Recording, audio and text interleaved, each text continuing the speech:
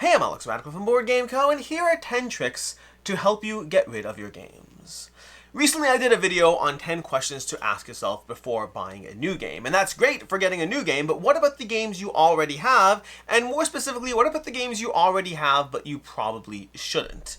And so I have 10 new questions, or really more tricks than questions, to help you get rid of some of those games in your collection that probably don't need to be there. I will say I tried for the most part to not really have overlap with the 10 questions to ask yourself before buying a new game, although frankly, you should watch that video and apply all of those questions to every game you're debating keeping to begin with. When you think about it, there's not that much of a difference between not getting a new game and getting rid of a game that you don't need to own. There's definitely overlap in those, and so tip number 0 is watch that video and apply all of those 10 questions to every game in your collection that you're debating whether you should or shouldn't keep. But with that said, let's go ahead and dive into the 10 tricks as far as ways to get rid of games in your collection. I have done videos like these in the past. There'll definitely be some overlap, but I also almost always have new reasons, new tricks, new things to tell yourself to help you work your way towards a lean collection. And a lean collection for you is going to be different than a lean collection for someone else. Really, it's not about a specific number, although that might be one of the tricks, but rather it's about understanding that we all have the number of games we probably should own based on who we are, and the number of games we probably do own, which is a larger number. For some people, you own 30 games when 20 is enough. For others, you own 1,000 when 300 would be enough. It's going to be all over the case, and a lot of it does come down to why you keep games, why you own them, and also how often you're playing them to begin with, and all the other factors that go together. And so this is kind of how to manage your collection, but let's start with reason number 1. Start with the easy wins. Everyone has these. We're going to get to the harder ones soon, but everyone has the easy win. Duplicate games. Do you have Dune Imperium and Dune Imperium Uprising? Why do you have both? Do you actually want to play both? What about Zombicides? How many Zombicides do you have? How many Everdels do you have? Do you still have Through the Ages 3rd Edition when you've only been playing Through the Ages 4th Edition for who knows how long, which is now called a new Story of Civilization, all of that? There are duplicates of games that you definitely don't need to have them. There are games that you don't play anymore, and you know you don't play anymore, and you just haven't even bothered going through your collection to decide what to get rid of. There are easy wins. Go through all of your games and ask yourself which games can you easily get rid of without in any way working your way in on those emotional grips that will cause you to try to keep and hold on to games that you don't need to.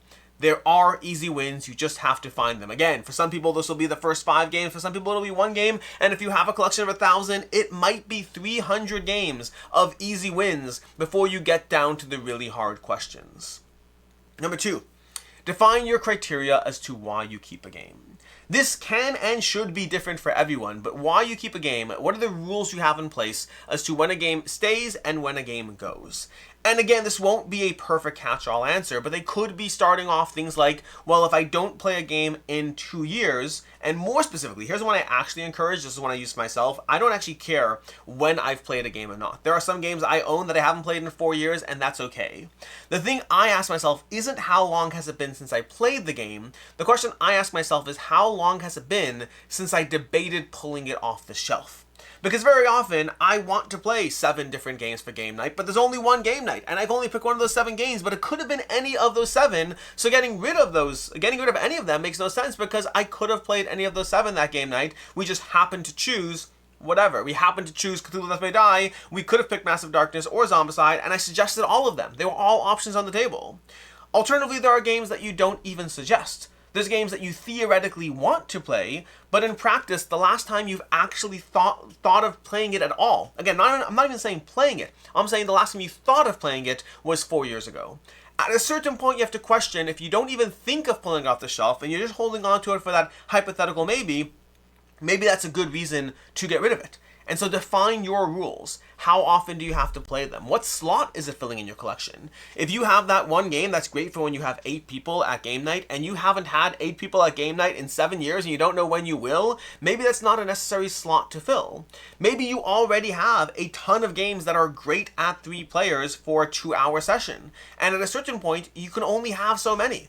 Think about these slots that you could round out. Hey, you know what? When I have 5 players, there's really 3 or 4 games that I want to play. When I have, 4 players, there's 70 If you have 70 games for a 4-player, 2-hour game night, you probably aren't going to be able to play them all. So kind of round out what it is you want your collection to look at, define those rules, and that will help you push some of those games to the edges. Number 3, does your game group also like the game that you want to keep? And is your game group changing or not at any point soon? This is one that I do struggle with a little bit, and I allow some exceptions, but I try to use it as a factor for a lot of games. If I like a game this much, but my game group isn't in love with it, I know that it won't get played. And I personally have multiple game groups, but the question just applies to multiple people. Are there anyone in my game group who likes that game? How often do I play with new players? Just because I like it doesn't mean it's getting tabled. Obviously, this does not apply to solo games. The only person who has to like a solo game is you, and if you don't like it, well, you probably should be getting rid of it. But for games that require a group, you need group buy-in to play that game. Your group might even be okay with it, but the practical reality is my group's okay with a lot of games, but they could play the games they love, or they could play that game that I really liked and they were kind of so-so on it. And if everyone is so-so on it, that game is going to leave.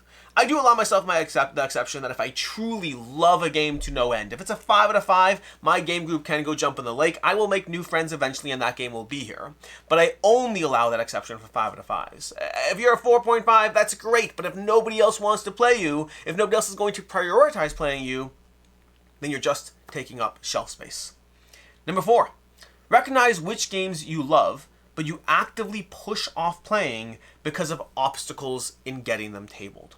Those obstacles can vary. Sometimes the obstacle could be something we talked about earlier. It could be you need 8 people and you never have 8 people. Sometimes the obstacle is the fact that every time you play that game, you have to reread the rules, and so you just don't really pull it out anymore, because as this is true for me for Mage Knight, for example. Mage Knight was a game that I always loved, but every time I played it was like a homework assignment to dive back into it, and I never got to the point of familiarity where I didn't have to constantly reference the rules, and eventually I realized that there was always a challenge to getting it tabled. Sometimes it's a challenge because of the box sizes, the number of boxes, the setup. There are different things that get in the way. Maybe it's a campaign game and you just don't really play campaign games even though you want to. Just because you love a game doesn't mean you get it tabled. And even if it's not an issue of your group having buy-in, are there games that due to the rules, due to the setup, due to the game length, the game session, the player count, any of those things, are there things that get in the way of you actually taking out and playing the game? And if those things are constantly in the way, are you really going to table it?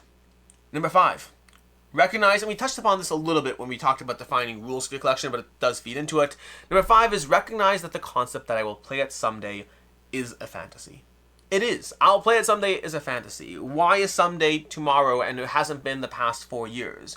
You need a definable aspect as to why and when you'll actually get it tabled for it to not be a fantasy. That kind of goes hand in hand with what I said already. The difference between I would like to play this game versus I have actively thought of playing this game are two different things. If you haven't played a game in a long time, then the next question should be, have you thought about playing that game in a long time? And if the question to that is no, then the next question you have to ask is, what's changing? Is your game group changing? Is your free time changing? Do you need a board game table to play that game? What is the thing that's going to change? Because if there's nothing that's specifically going to change, then I will play it someday is a fantasy. And recognize, as a 5B, recognize that games get reprinted. Games are almost always available. You can get games back. 98% of the time, if you get rid of a game, you can get it back eventually. I would argue 100% of the time, but I'm ignoring the 2% we have to pay through the nose to get it back. Very often, you keep games because they're like, what if I can't get it? And then before you know it, it's 4 years later, you still haven't played it, and they're coming out with a 3rd edition of it, and you want the 3rd edition of the game you haven't played. What are you doing? You can't hold on to games with the fear that they're never going to be available again should you change your mind, when you are engaging in the exact opposite problem. You're buying reprints for games that you still haven't played in 4 years because what if? Games are available. Good games are available. The used market is a thing. Recognize that I will play it someday as a fantasy and shouldn't be acted upon. Number 6. This is one of my favorite tips I try to throw out in every single video about getting rid of games. Create a probation space. It could just be a shelf in your collection. I don't mind that. I do think a shelf that's out of sight, out of mind is better. It could be a shelf in your back laundry room. It could be a little section of your attic. Create an area that is ideally not in visible sight. And when you are debating whether you want to keep or not a game, more specifically when you know you probably should get rid of it, but you have a hard time doing so, take that game and put it on the probation shelf. And again, out of sight, in my opinion, is best. You could just have a regular shelf. I think out of sight is best. And those games just slowly go onto this one shelf in your attic that's just out of sight, out of mind. At a certain point, time goes past, and you start to realize that you aren't missing those games. 6 months later, you go check in on the probation shelf, and game X that you put there a long time ago, you haven't missed, you haven't thought of it. It's kind of like this weird mental space where the probation shelf, the thing you have to do for yourself, this is the trick that really works. You have to think of the probation shelf not truly as probation, it's rather a last chance to save. Meaning when you put a game on that shelf, you are getting rid of it. You're just allowing yourself the possibility of changing your mind. And so what effectively happens there is you kind of create this mental separation. You take that game, let's say Mage Knight in this case, you take Mage Knight, you put it on the shelf of games you're going to get rid of. And then what happens is over the next 6 months, at any point you can choose to take it off. But it is gone. As soon as you put it on that shelf, it is technically gone. It's just easier to get it back than having to go out and rebuy it again because you can just take it off the shelf. That tends to create a mental separation with games that you know you probably should get rid of and you're just having a hard time doing so. You're giving yourself a last chance to save it as opposed to anything else, but truly it's gone. I highly recommend this reason. And again, a 7B or 6B, I think on reason 6, a 6B reason that I would add here is also have digital lists. Games that you're really on the fence about getting rid of, add it to a list of games that you're totally okay getting back. Meaning even once Mage Knight moves off the probation shelf and goes into the sell pile, the trade, whatever, however you get rid of your games, you also can put it onto another physical list, well, I guess digital list or physical list, I recommend digital personally, of games that you might want to get back someday. And so you have Mage Knight written down, I will probably get this back. It allows yourself that feeling of you haven't truly let go because it's still a game that you have it on a written list of games you're probably going to get back as soon as you actually feel the desire to play it. It's a way of letting go while still holding on to it from a distance that gets greater and greater. The probation shelf is gone, a list of games you can get back is even further, but it allows you to hold on to things that you're having a hard time 100% letting go. Number 7. This is one I was actually against for a long time, but I have found it's helpful. And that's work with a hard cap on how many games you're allowed to have. I have actively been against this. I thought it was a bad reason. I was wrong. And I was wrong because as soon as I actually applied it to myself, I was like, oh, it actually kind of works. It's irrational, which is why I was against it, but it kind of works.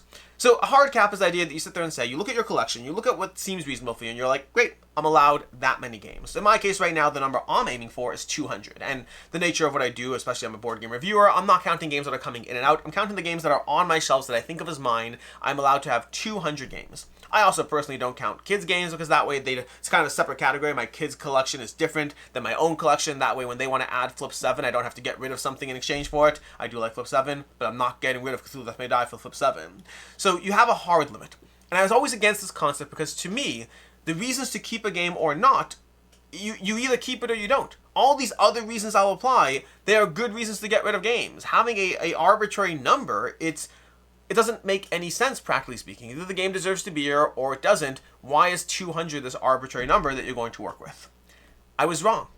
It works. I set myself this arbitrary number this year that I want to get my collection down to 200 games. I'm currently at around 236 right now, something I have to double check. I have to do some accounting and make sure my numbers are all accurate. But in my spreadsheet aspect, at least, I'm at like 236. And I think when I'm done with my end of year purge and my campaign game purge, I think I'll be able to get it down to 200.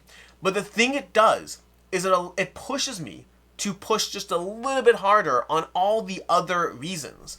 Because those other reasons are still the driving force. Because the downside of a hard cap is if you do it wrong, it can allow you to have 200 games. If you only have 180 games and you set a hard cap of 200, that's not great. If you have 205 games, you set a hard cap of 200, then it's actually going to limit the amount of games you get rid of because getting rid of 5 is very easy. You want to find a number where the 200 is lower than what you would otherwise be able to purge to otherwise. Because it has you going through all these other reasons and saying, but do I really play that? Like, I know I said I'm going to keep it, but do I really play it? Do I really need that? I'm trying to get to 200. I'm at 207. I need to get rid of 7 more games. What can I do to get rid of 7 more games?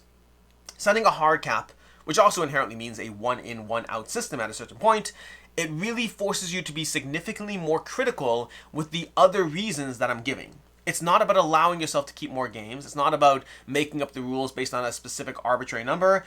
It just forces you to be more diligent with the other reasons and to allow yourself less leeway, and that can be incredibly useful. Number 8, use the replacement test.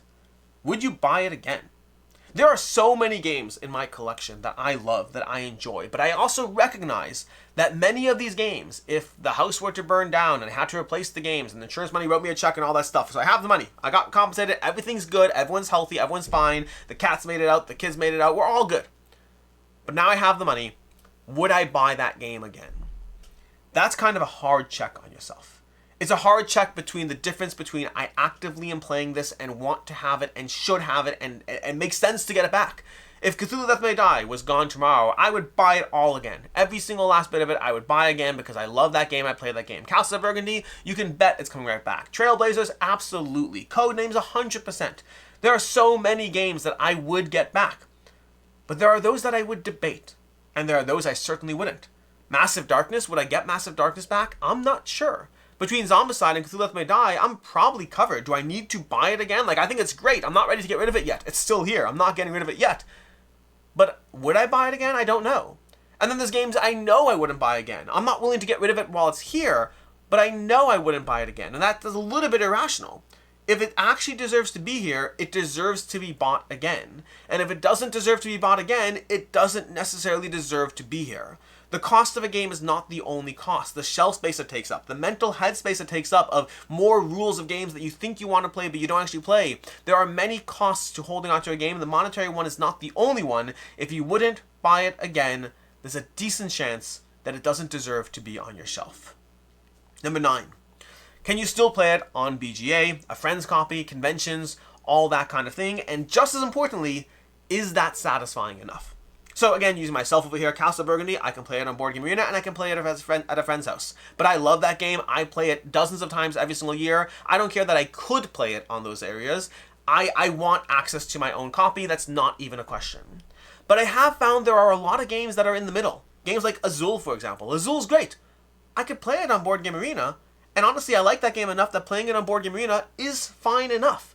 Playing a friend's copy, playing at a convention, those would be fine enough. I will be able to scratch that itch to get enough of Azul through playing copies that aren't mine.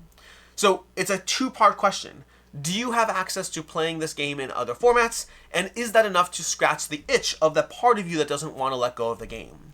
I have used this incredibly effectively, both by Board Game Arena, as well as other people's copies, and then in certain cases for conventions as well, games like Ready, Set, Bet, Captain Sonar, there are games that are very good to play at conventions that aren't really that applicable to play other times that I'm able to use even that as well. So again, it's two parts. Do you have access to it in other formats and then owning it on your shelf? And are those satisfying enough for you? And finally, question 10 is almost a paradigm shift. It's one that has been helpful for me as I continue to play a lot of great games. And it's almost recognizing that board games aren't that different from other forms of media. There's books, there's music, there's movies, TV shows, there's video games, there's a lot of other forms of media out there. And most of them, I can't speak for you of course, but for me, most of them I don't view as things that I have to consume again and again and again. I watch good movies. Movies to me are almost inherently, I watch you once and then I move on. If you're really great, I'll watch you multiple times. TV shows are the same. Video games I think are the most similar to board games in the sense that a video game for me, I play a video game and then I'm done playing the video game. I don't need to play it again. I play it and I move on from it. It's an experience that takes up a portion of my life, but not all of it. Books as well. Great books I will reread. Most books I won't. Board games don't have to be something that you view as a holding on to it forever kind of thing. And especially because they take up the most space, so it's almost weird that it's the thing that we tend to view the most as you hold on to it forever, when all these other things that often have digital implementations, or in the case of books, they have digital, but they're also smaller. Most other things, they take up so much less physical space, and yet we view them as more transitory. The thing that takes up the most physical space, we view as the least transitory, which is an interesting dynamic. It's okay to enjoy a great game, play it 4 or 5 times, and then move on from it. You should almost, in my opinion, the way I do it, and I almost recommend it for most people, view a board game as the default is that you will play it and then see where it goes. Some games you play once, you move on from. Some games you get 4 or 5 plays out of it, and that's good. You've seen what the game has to offer. And then the great games you hold on to, the great games you want to pull out and play again. But that should be true as just like anything else. The best songs, the best movies, the best TV shows, the best books, the best video games. Those are the things you come back to. but the majority of them are not things you have to continuously come back to. I am not advocating you buy a board game and play it once and move on from it. I'm advocating that you buy a board game or try a board game. Trying board games is great. There's lots of ways to do so, especially with your friend group, having different people having games, trying games, and then deciding how much you want to try that game before deciding it has to be something you own forever is perfectly acceptable behavior. I think there are hundreds of games you can own that are the best of the best of the best, but it should truly only be the best of the best of the best that you feel you need to own, and the rest, it's okay to be something that moves through. It's okay to be an experience that you've had, often a few times, and then you move on from it. These are 10 ways, 10 tricks to help you get rid of games that are probably taking up way too much space and you probably don't need to own them all. I am victim to holding on to more games than I should, and that's with getting rid of so many, but I still hold on to more than I practically should that violate some of these reasons. Again, Massive Darkness, I am skeptical as to whether I would buy it again right now if I'd lost it all, but I'm also not ready to get rid of it. So allow yourself some hypocrisy. That's what the 200 number there is for. That's what, not 200, that's what the arbitrary number in your collection is there for. It gives you that forced number where you recognize you're not applying the rules as harshly as you can, and now across the 50 exceptions you've given yourself, you have to start cutting it down to only 30 exceptions just to hit 200. In any case, and until next time, I'm Alex Radcliffe from Board Game Co. I hope you found this video helpful. If there are tips or tricks that I have not thought of that you think are useful or you found useful for yourself, please let me and others know in the comments down below. And as always, and until next time, I hope you have a good one.